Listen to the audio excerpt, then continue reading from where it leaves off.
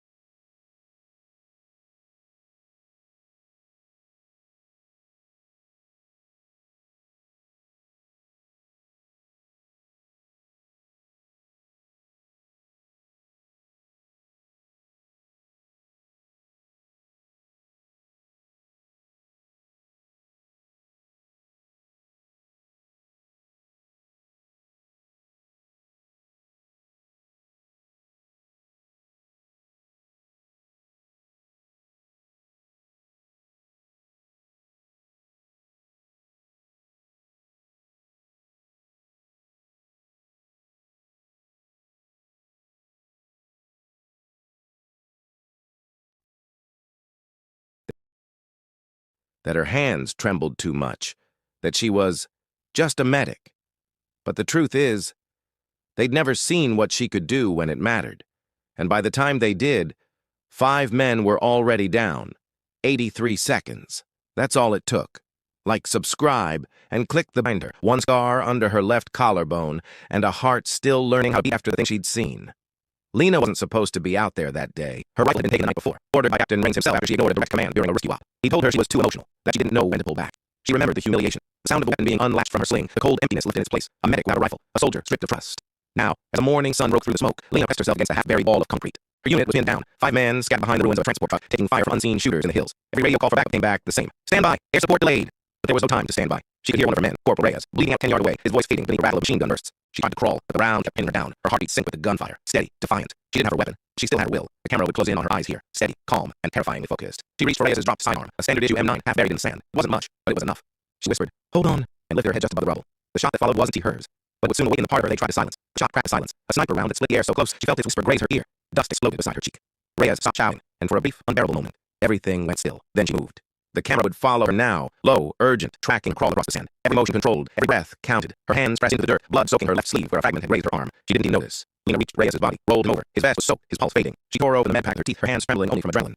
"Stay with me," she whispered. But she could tell by the color of his lips. He wouldn't. That was when something inside her changed. A quiet decision, the kind that doesn't need order or permission. They'd taken her rifle, but they hadn't taken her instinct. She reached for Reyes' radio, pulled the earpiece from the dust, and pressed it in. Static. Then a voice. Faint, panicked. "Marlowe, do you copy? We're pinned. 2 more down. Grid 457. She clicked the mic. "Copy. I'm moving." Her tone wasn't loud. It wasn't angry. It was steady. The kind of voice that tells others you've already accepted what comes next. The camera would cut wide here, showing the ridge, the ruined truck, the heat waves dancing above metal. A handful of enemy fighters were advancing down the slope, rifles slung, confident that no one below could still fight back. They didn't know what was waiting for them. Lena tucked Reyes' pistol into her belt and saw the glint of something a few meters ahead. Another fallen soldier, this one from her own squad, face down in the sand. A shadow of guilt crossed her eyes as she crawled closer. There it was, an M4 carbine, dust-caked, loaded, safety off. Her fingers brushed the grip. For a second, the memory of Captain Rains' voice echoed in her head. "You're not clear to carry that anymore." She exhaled once, slow and defiant. "Then clear this." The camera would push in close on her face, dirt streaked, eyes sharpened. She rose from the rubble like something the desert had decided to give back. The enemy had seen her.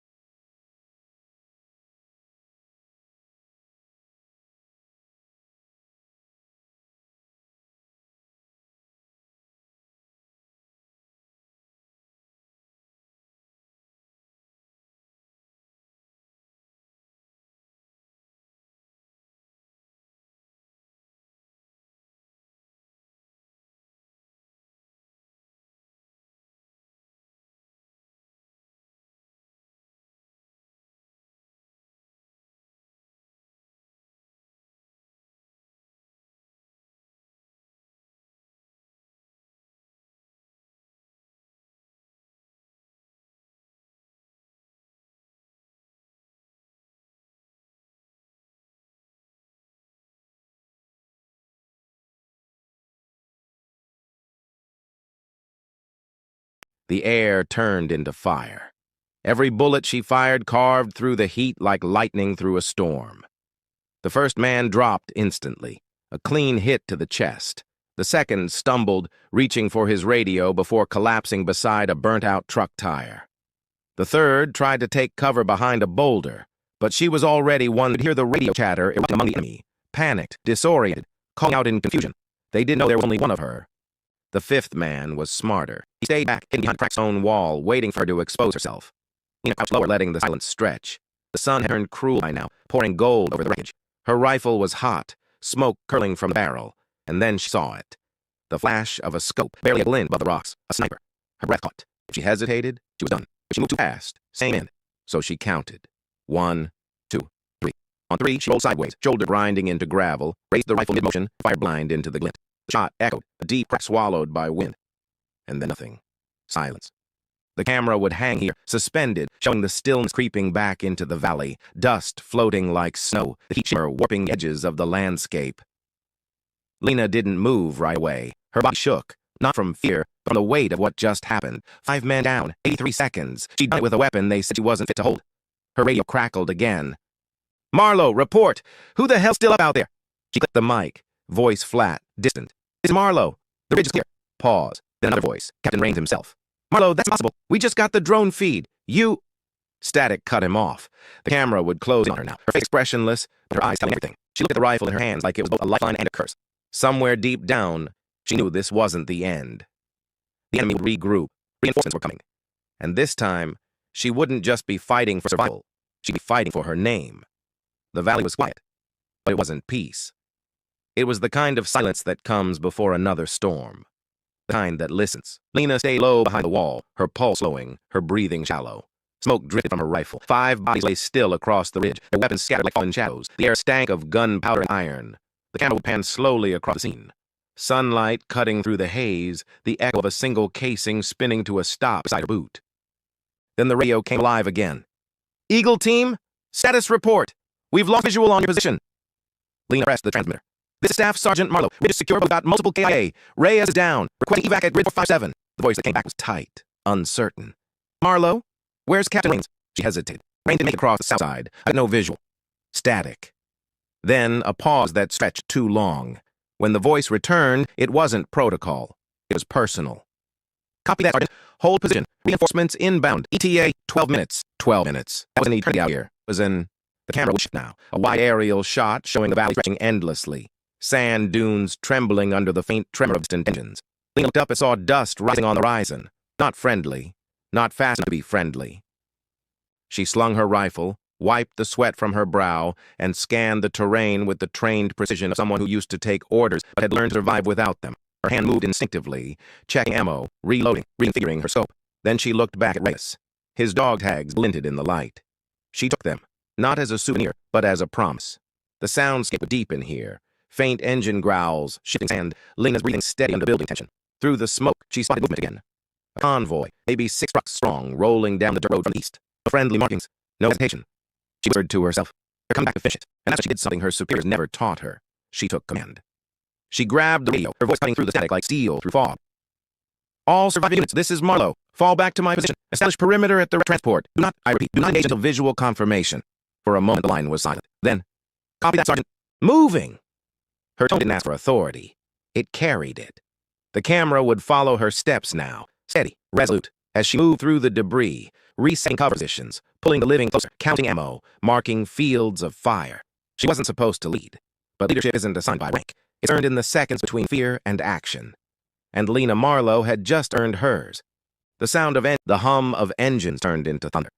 Lena could feel it beneath her knees, the vibration crawling through the dirt, the air trembling as the enemy convoy closed in. The camera would move low through the smoke now, following the shapes of battered soldiers repositioning behind broken metal and sandbags. Their faces were hollow, eyes wide, some bleeding, some shaking, but every one of them looking to her.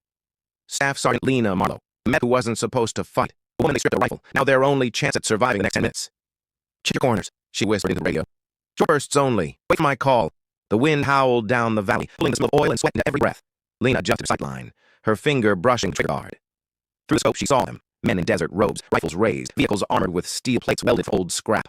6 trucks, 15, maybe 20 hostiles, and she had 6 people still breathing on her side. The math didn't work, but war never cared about math. The first volley hit hard. Rounds slammed into the wrecked transport, sparks flying, metal shrieking as bullets tore through the frame. One of her men, Private Ellis, screamed, clutching his shoulder. Lynn yanked him down, wrapped a quick bandage and barked, "Stay with me. Don't move unless I tell you." Then she was back on her rifle. Her shots came in rhythm. 2, then 1, then silence. Each burst was a statement, a warning that they weren't broken yet. The camera would close in on her eyes here, focus locked, pupils small, the reflection of firelight flickering across her face. Her breathing slowed into something almost mechanical. Every inhale sharpened, every exhale timed with recoil.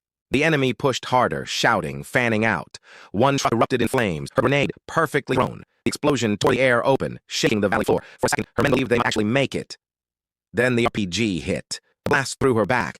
Dirt and shrapnel ringing over her ears ringing. Her vision blurred, everything muted except her heartbeat. Heavy, slow, distant. The camera would fade in and out, the sound dimming to a low hum, showing her trying to rise, hands slipping in blood and sand. Her radio crackled again, a faint voice barely audible. "Sergeant, air support inbound. 3 minutes out. Hold on." 3 minutes. She couldn't even see half her squad anymore. She crawled to what was left of her, coughed blood, and lifted her rifle again with trembling arms. Through the smoke, she saw them advancing. Shadows moving closer, confident now, thinking she was done. But they didn't understand. She wasn't fighting for orders. She was fighting for the people who still breathed beside her. She pulled the trigger again, one last desperate rhythm of defiance. And the sound that followed wasn't just gunfire. It was survival refusing to die. The sound of rotors came like distant thunder rolling through the clouds, slow at first, and rising into a scream that cut through the valley. Air support. But it was too late for most of them. The camera would pan across the battlefield now. Smoke rising in heavy coils, bodies half buried in the sand, rifles cooling in the heat. The air shimmered with dust and ash, sunlight bending through the chaos like fire through glass. Lena's squad was gone. 3 confirmed dead. 2 missing. 1 still breathing, but barely. Private Ellis, his hand pressed against his wound, face white as chalk. She crawled to him, ignoring her own pain. Her ribs burned, her leg bled from shrapnel, and her lungs tasted like metal. But she kept moving, always moving. "Hey," she whispered, tapping his helmet. "Stay with me. We're getting out." His lips moved, cracked and dry. "Thought you were just a medic." She smiled faintly. "Yes, I got promoted." The camera was closing here. The 2 of them framed against a burning sky, the chopped shadows stretching over the sand like a slow-moving ghost. The gunship opened fire. Explosions rippled across the ridge, sending plumes of dust into the air. The remaining hostiles scattered, their vehicles shredded under the storm. Lena shielded Alice with her body, grit tearing at her face, hair matted with blood and sweat. Then, silence again. The storm was over. The helicopter descended, rotor wash flattening the sand. 2 medics jumped out, shouting over the noise. One of them tried to hit Alice, but Lena wouldn't let go. Not yet. She pressed his tags into his hand. "You hold on to these. You earned them." Then her knees gave out. The world blurred, color bleeding into light, the edges of sound fading into nothing but wind and heartbeats. The camera would tilt here, her perspective skewed, a medic's hand reaching toward her face, everything slowing, softening. Somewhere between consciousness and dream, she heard Captain Rains' voice again, not shouting, not reprimanding, just a faint echo. "You don't know when to pull back, Marlowe," she whispered into the void, barely audible. "That's what saved them." Cut to black. When the picture faded back in, the tone had shifted. The dust had settled. The sun was lower, gentler. A field hospital now replaced the wreckage. Rows of green tents, IV bags swaying in the wind, the steady beat of monitors replacing gunfire. Lena lay on a stretcher, eyes half open, one arm in a sling. The doctor's voice was faint in the background, calling her a miracle. She didn't feel like one. She looked down at the dog tags in her hand. Reyes, Alice, Henders, Clem. Too many names. Too much weight for one chain. The camera would linger on her expression, that quiet storm of grief and exhaustion, pride buried beneath the ache of what it cost to survive. Somewhere outside, a young soldier walked by her tent and whispered, "That's her, the medic who held the ridge." Lena turned her head toward the sound, eyes half open, voice rasping but steady. "I wasn't supposed to."